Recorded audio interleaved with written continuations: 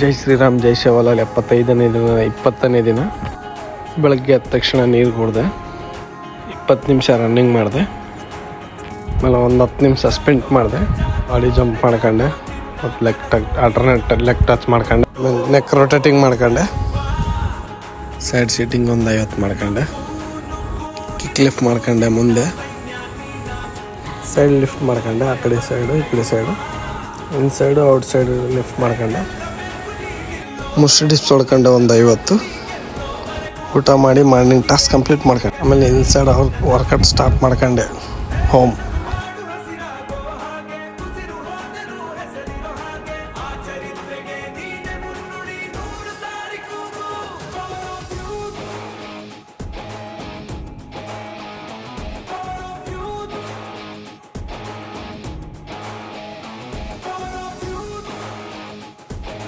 ನೀರಿನ ಟಾಸ್ಕ್ ಕೂಡ ಕಂಪ್ಲೀಟ್ ಆಯಿತು, ಬುಕ್ ಓದೋಕ್ಕೆ ಸ್ಟಾರ್ಟ್ ಮಾಡಿದೆ.